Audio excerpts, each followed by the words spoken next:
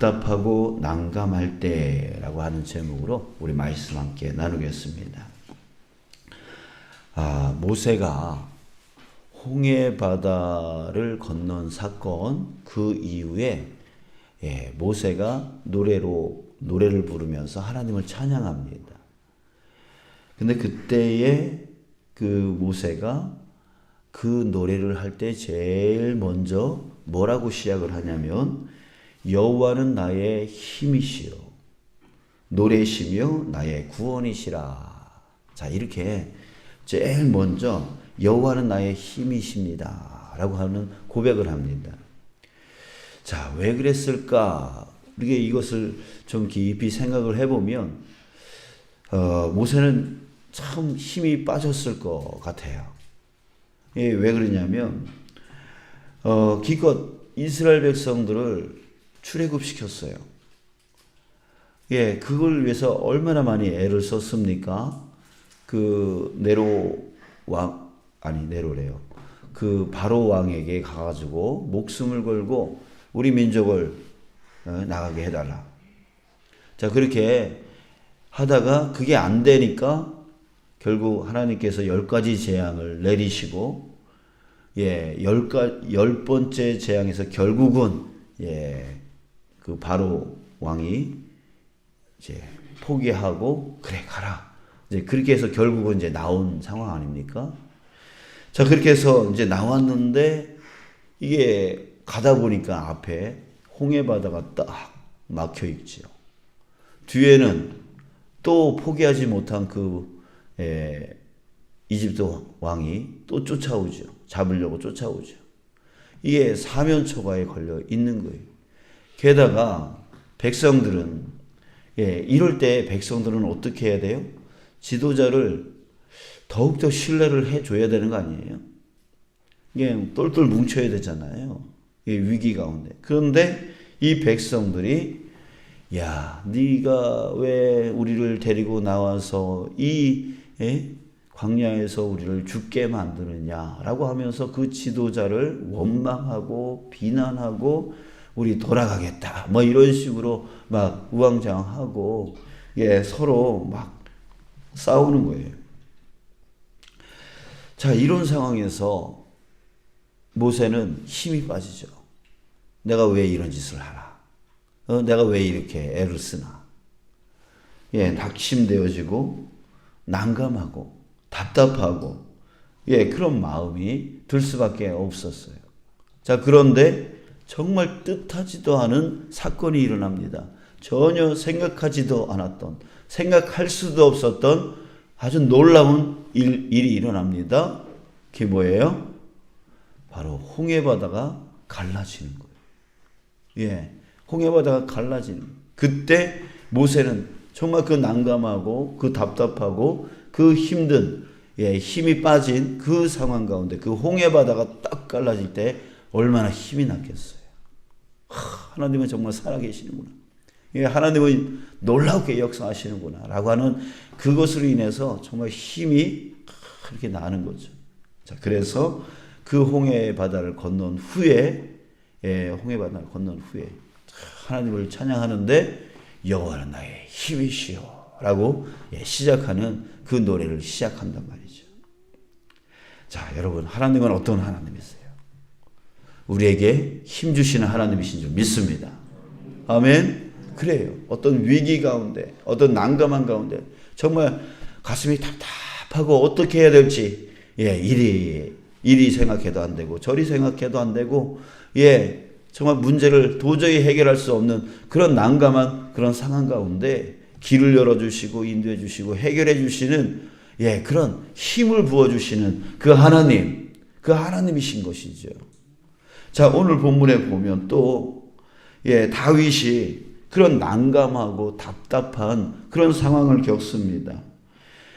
어제도 잠시 언급을 했지만 블레셋이 모든 군사를 데리고 이스라엘과 싸우러 나간 그 사이에 아말렉 족속이 몰래 들어와 가지고 그 블레셋 땅을 침범해요. 그리고 약탈합니다. 근데 하필이면 그 지역이 다윗과 그 일행들의 가족들이 머물고 살고 있었던 시글락이라고 하는 그 지역이었단 말이죠. 그래서 다시 사흘 만에 돌아와서 딱 보니까 이거는 살던 그 집들은 다 폐허가 되어 있고, 가족들은 다 붙잡혀 가버렸어요.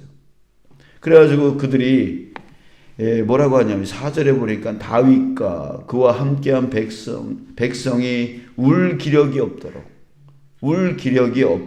소리 높여 울었더라. 낙담되어진 거죠. 이럴 때 다윗은 얼마나 난감하겠어요. 그죠? 얼마나 난감합니까? 이 백성들의 그 슬픔 가운데 그들이 어떻게 반응하냐면 6절, 백성이 자녀들 때문에 마음이 슬퍼서 다윗을 돌로 치자 하니. 다윗을 돌로 치자.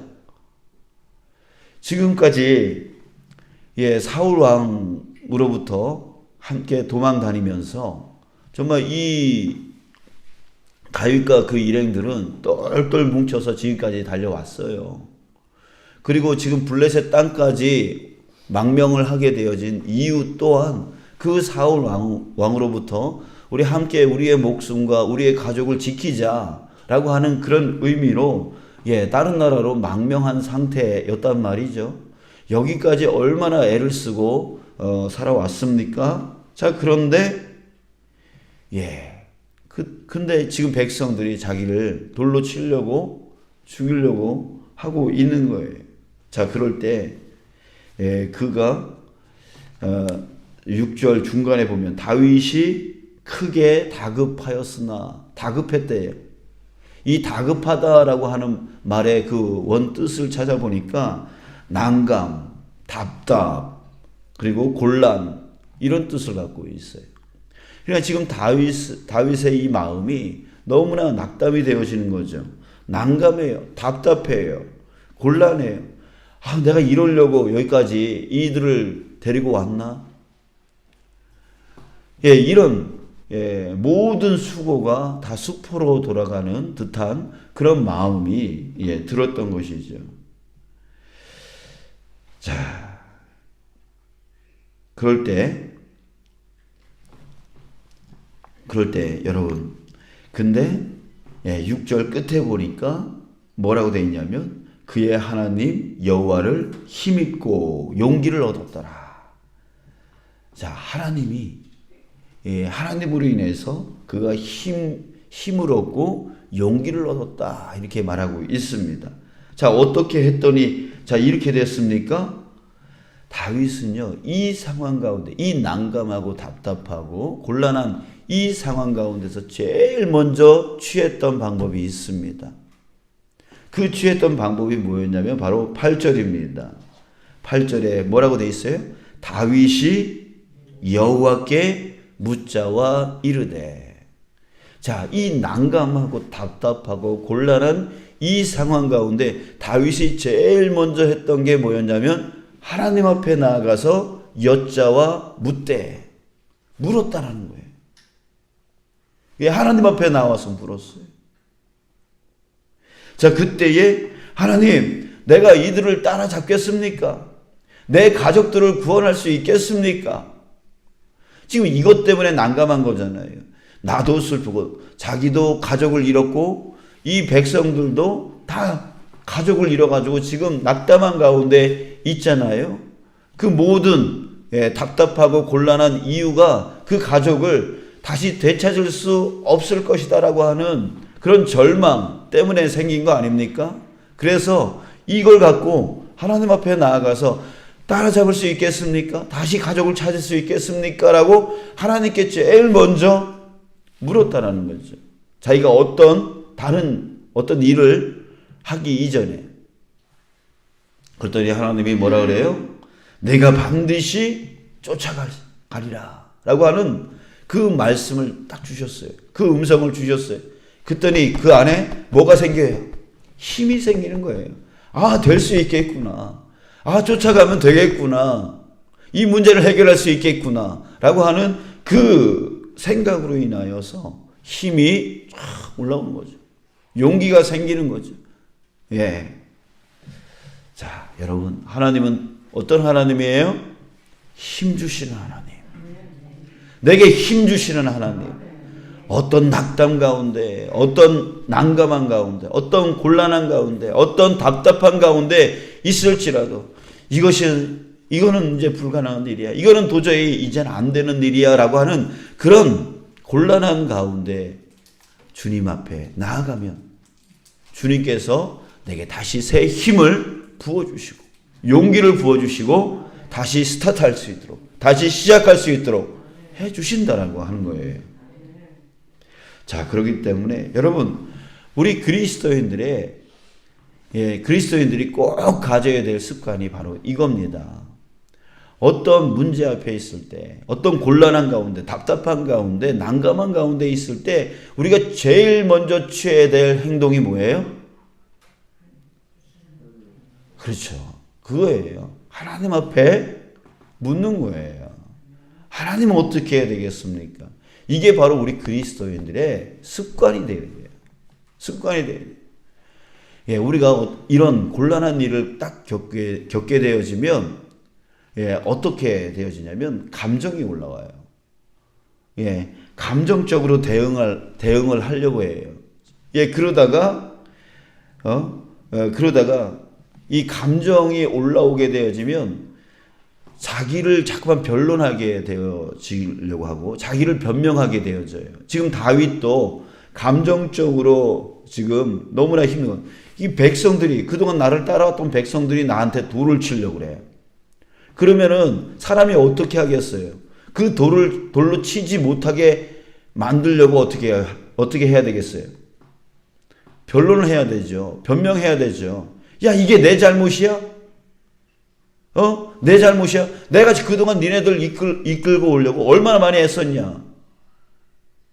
근데 우리가 살려고 저 아기스한테 우리 잘 보여야 되는 거 아니야. 그러다 보니까 그렇게 갈 수밖에 없었던 거 아니야. 야, 이게 내 책임이냐? 왜 나를 돌로 치려고 하느냐? 라고 하면서 자기 감정, 자기 섭섭함, 자기 답답함 이런 것들을 또 백성들한테 변론하고 변명하고 싶은 그 마음이 있었을 거란 말이에요. 이게 보통 우리 인간들이 바로 그렇게 한다고요. 이 감정적으로 대응을 해서 야, 이게 내 잘못이냐? 너는 잘못 없냐? 라고 하면서 서로 불평하고 서로 비난하면서 싸워요. 아, 그래. 그러면 우리 갈라져. 그렇게 너희들이 나한테 나를 마음에 들지 않으면 그럼 우리 갈라져. 예, 이래서 감정적으로 대응해 나간단 말이죠. 예, 그런데 시간이 좀 지나면 감정이 누그러져요. 그러면 그 감정적으로 대응했던 것이 나중에 어떻게 돼요? 후회가 되어지는 거죠. 내가 왜 그랬을까? 내가 왜 그런 행동, 내가 왜 그런 말들을 했을까? 이건 쏟아놓은 물을 다시 담을 수 없는 것처럼 이게 감정적으로 대응했던 그 말들과 그 행동들로 인해서 다시 담을 수가 없는 거예요. 다시 돌아갈 수가 없게 되어지는 거예요. 그러니까 문제가 덫이 나는 거죠.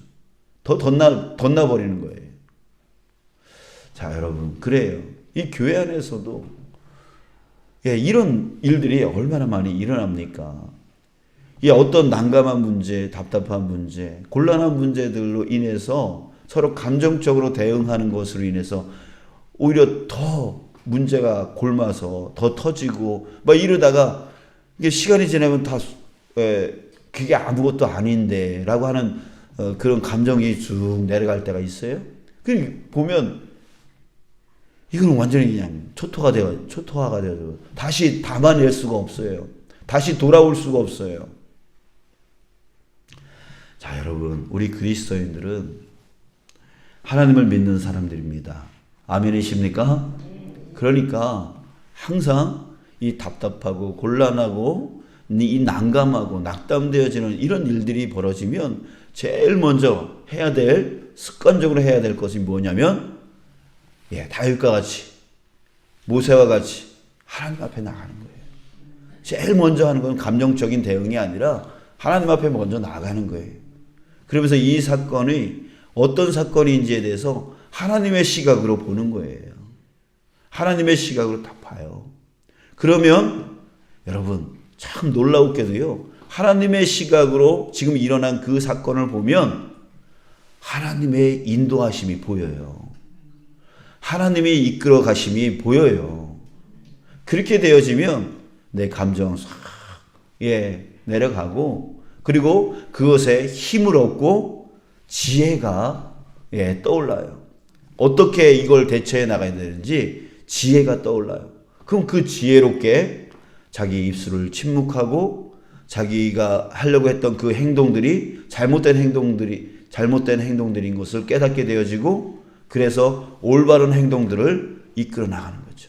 그래서 다윗은 하나님이 쫓아가면 가족들을 되찾을 수 있다고 한다라고 다시 그 백성들에게 용기를 줘요. 그리고 쫓아가는 거죠. 결국은 쫓아가서 가족들을 데리고 와요. 그렇게 되어지면 어떻게 되겠어요? 오히려 더 돈독한 하나님으로 인해서 더 돈독한 지금 다윗과 그 부하들이 되어지지 않겠어요? 완전히 갈라지고 헤어져야 될 그 상황 가운데 오히려 더 든든하게 세워나가는 그 공동체가 만들어지는 것이죠. 자, 여러분, 이 사건에서 하나님이 또 역사하고 있었는 거 여러분들 보십니까? 자, 2절 한번 보세요. 거기에 있는 젊거나 늙은 여인들은 한 사람도 죽이지 아니하고 잡아갔대요. 여러분들 이게 하나님의 은혜 아니에요? 원래 노력하게 되어지면 쓸모없는 사람들은 다 죽여요. 쓸모없는 사람들은 다 죽이고 쓸모 있는 사람들만 잡아간다고요. 그런데 한 사람도 죽이지 아니하고 갔대요. 여러분들 왜 이런 일이 일어나죠? 하나님의 역사 아닐까요? 이례적인 일이 일어나는 거예요. 그러니까 하나님께서 그 가족들을 보호해 주셨던 거 우리가 지금 여기서 볼 수 있는 거예요. 또 이제 쫓아가라고 했잖아요. 열심히 쫓아가고 있는데 지금 600명 중에 200명이 지금 지쳐 있어요. 그래가지고 200명을 너희들 여기 쉬어라 하면서 400명만 또 가요. 그러니까 지금 쫓아가기엔 너무나 힘들죠. 지금 전쟁터에서 사흘 동안에 집 시글락까지 오느냐고 지쳐 있었잖아요.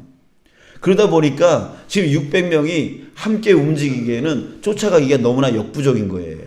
그래서 200명을 떨기고 400명만 또 가게 되어지는 상황이에요. 힘든 상황인 거죠. 쫓아가기가 힘든 상황이죠. 자, 그런데 가다가 누굴 만나게 되어지냐면 그 아기스의 부하 종이었던 제가 헷갈렸습니다. 그 아말렉 족속의 종이었던 이집트 사람을 만나게 되어지는 거예요. 그래서 그 이집트 사람이 어디로 가야 그 아말렉 사람들을 만날 수 있는지에 대해서 방향을 제시해 준다고요. 자, 여러분, 이 또한 어떤 일이에요? 하나님께서 도우시는 거 아니에요? 그죠? 하나님께서 도우시는 일이죠. 왜 하필 그때에 아말렉 족속이 그 족속으로부터 버려진 그 종을 만나게 되어지냐고요. 그 넓은 광야에서. 이게 결국 하나님께서요, 돕고 계시는 거예요. 하나님께서 역사하고 계시는 거예요. 그죠? 그 하나님을 우리가 볼 때에 우리에게 힘이 생기는 거죠. 우리에게 문제 해결에 실마리가 생겨나가게 되죠. 지금 하나님께서 우리의 삶을 돕고 계세요. 우리의 삶을 이끌어가고 계세요.